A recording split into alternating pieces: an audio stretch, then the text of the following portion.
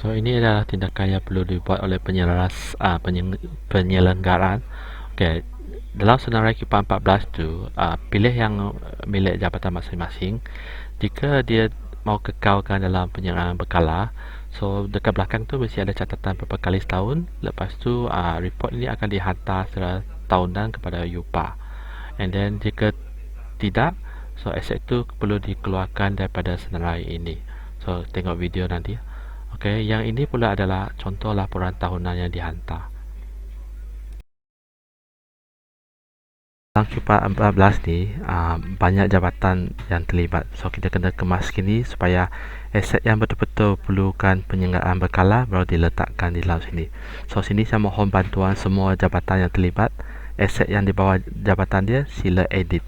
Sebagai contoh, saya ambil contoh nombor 1, bilik server. Dia ada yang ini, ambil nombor dia, saya copy.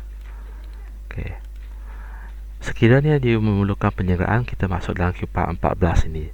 Sekiranya tidak, kita keluarkan dia daripada list ini. Yang ini adalah yang ada satu kali setahun tu, maksud dia ada buat lah.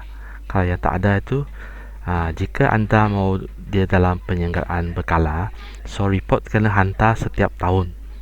So setiap tahun kami akan minta report. So kalau contohnya yang untuk yang first ni, kalau you mau dia buat maintenance, you isi maklumat. Pick asset dulu, isi maklumat. So berapa kali setahun, 2 kali setahun, sekali setahun, itu terpulang pada ketetapan jabatan dan unit.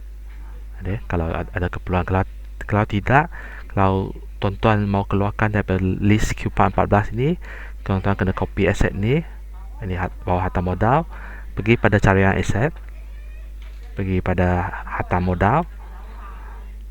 Lepas tu yang ni kena tukar jabatan umum lah, tak ada.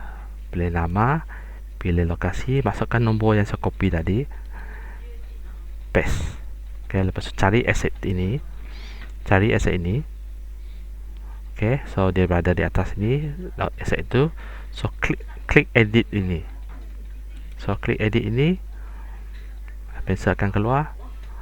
So penyelenggaraan, okey, nampak tanda ni, tanda jika perlu penyelenggaraan. So bila kad ini ditanda, ini pangkah, so dia akan muncul terus dekat QPA 14. So sekiranya anda tidak buat penyelenggaraan berkala, so you buang saja ini, kemas sini, dan dia akan dibuang daripada list QPA 14. Okey, kita balik 14, nombor tadi sudah hilang. Tuan-tuan akan tanya, list macam mana kita mau tentukan aset yang apa yang diletakkan di dalam QPA 14 tu. So kalau JKM, semua itu penyelia bengkel yang tetapkan, bukan semua aset yang perlu itu terpulang pada budi bicara penyelia bengkel masing-masing lah. Okay, supaya contoh, saya pergi halaman yang belakang tu, satu lagi. So anda nampak penggunaan berapa kali setahun, 2 kali, 1 kali. So yang semua ini dia akan hantar laporan secara tahunan. So kenapa kita buat benda ini? So satu, dia untuk audit lah. Kadang-kadang audit dia perlukan penyelenggaraan berkala. And then bila you isi 1 kali 2 kali ini, so di akhir tahun nanti you kena isi dekat QPA 15, iaitu di belakang kad ni. So menentukan penyelenggaraan dibuat. So benda itulah akan dihantar hujung tahun ataupun next year lah. So itu saja apa yang perlu dibuat. So sekiranya mau simpan untuk penyelenggaraan, simpan dalam list ini. Anda tambahkan berapa kali setahun. Okey. Sekiranya tidak, keluarkan list ini, pergi pada carian aset, buang dia tanda pangkah daripada penyelenggaraan berkala tu. Okay, ada satu lagi saya mau showkan tu, dekat halaman itu ada setengah jabatan dia letak bila diperlukan.